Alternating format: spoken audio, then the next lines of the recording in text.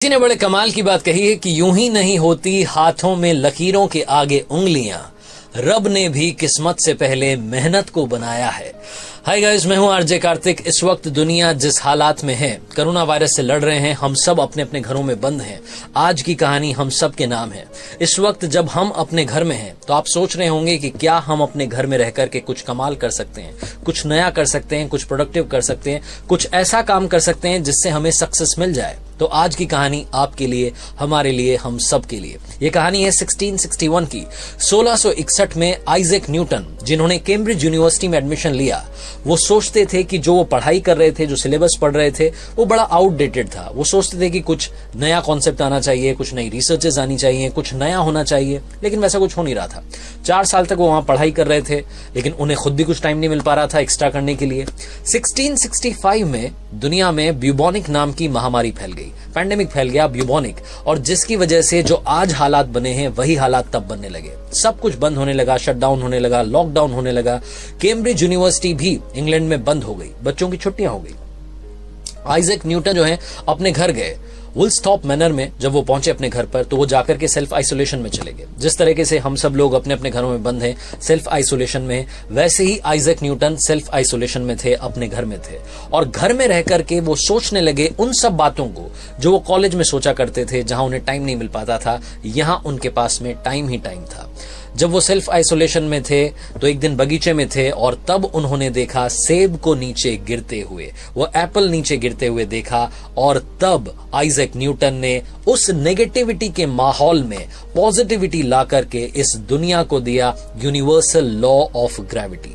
आप सोच सकते हैं उस वक्त जब दुनिया भर में नकारात्मकता फैली हुई थी, आइजैक न्यूटन अपने अंदर पॉजिटिविटी लेकर के आगे बढ़ रहे थे, कुछ नया सोच रहे थे, कुछ नया करना चाह रहे थे। ये छोटी सी कहानी हमें सिखाती है कि हम जिंदगी में कुछ कमाल कर सकते हैं। उसके लिए जरूरी है कि हम अपने आप को एनालाइज करें। आज की जो कहानी है, इसके माध्यम से 3-4 बातें और करना चाहता हूं। ये पहली बात जो है, उन सारे लोगों के नाम हैं जो वर्कaholic हैं, कंपनीज में काम कर रहे हैं, प्रोजेक्ट्स पर काम करते हैं और सोचते हैं कि यार मुझे अपने लिए कुछ नया करने का टाइम नहीं मिलता है, कुछ नया प्रोजेक्ट बनाने का टाइम नहीं मिलता है। आप घर में रह करके कुछ नया कर सकते हैं, कुछ नया सोच सकते हैं। दूसरी बात स्टूडेंट्स के लिए, जो स्टूडेंट्स ये सोचते हैं कि जो सिलेबस पढ़ रहा हूं बड़ा ही बोर वाला है, कुछ नया इंटरेस्टिंग पढ़ने को नहीं मिलता है, कुछ नया सीखने को नहीं मिलता है। आप अपने अपने घरों में रह करके कुछ नया सीख सकते हैं इंटरनेट के माध्यम से। अब जो मैं बात कहना चाह रहा हूं, ये बात उन लोगों के लिए है जो सारे लोग ये कहते हैं कि मुझे तो फैमिली को टाइम देने के लिए टाइम ही नहीं है, मेरे पास में तो अपने परिवार के लिए टाइम नहीं है। तो अब आपके पास में टाइम आया है। अपनों के साथ रहिए, प्यार मोहब्बत में रहिए, और इसी के साथ में कुछ नया सीखते रहिए। घर में कुकिंग सीख लीजिए, काफी कुछ है जो आप वहां घर में रह करके एक्सप्लोर कर सकते हैं। वो वक्त अब आ चुका है। आरजे कार्तिक आपसे कहेगा कि जब आप अपनों के साथ होते हैं, वो जो माहौल बनता है खुशनुमा सा, उससे जो पॉजिटिविटी आती है, अपने आप आपके अंदर इतनी एनर्जी आ जाएगी कि आप कुछ नया करने के लिए तैयार रहेंगे। और चौथी बात, सबसे जरूरी बात मैं करना चाहता हूं उन लोगों से जो लोभी बन चुके हैं। कोरोना वायरस फैला हुआ है, पैंडेमिक फैला हुआ है, ऐसे वक्त में भी दाम बढ़ा करके चीजें बेच रहे हैं। सैनिटाइजर के दाम बढ़ा दिए, मास्क के दाम बढ़ा दिए। ये दाम बढ़ा करके आप अपनी आत्मा को कैसे सैनिटाइज करेंगे, ये तो सोचिएगा। जाते जाते एक आखिरी सच्चा किस्सा है रतलाम का। रतलाम के एक डॉक्टर साहब हैं, चाइना में पोस्टेड हैं। जब ये कोरोना फैला तो उनकी माँ ने उनसे रिक्वेस्ट की, बोला कि बेटा घर आ जाओ बहू को लेकर के, लेकिन डॉक्टर साहब ने मना कर दिया। उन्होंने बोला कि माँ, इस वक्त चाइना में, यहाँ वुहान में मेरी ज्यादा जरूरत है। तो वुहान गए, क्वारंटाइन वार्ड में पोस्टेड हैं, वहां पर लगातार मेडिकल सर्विसेज दे रहे हैं, वो और उनकी वाइफ।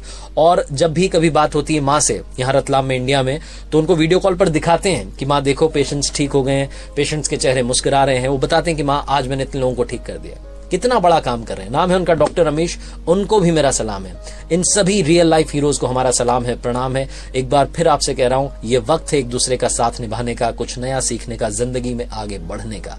कर दिखाओ कुछ ऐसा कि दुनिया करना चाहे आपके जैसा। याद रखिए, हर सोमवार सुबह 9:30 बजे मेरे YouTube चैनल पर देखिए एक नई कहानी।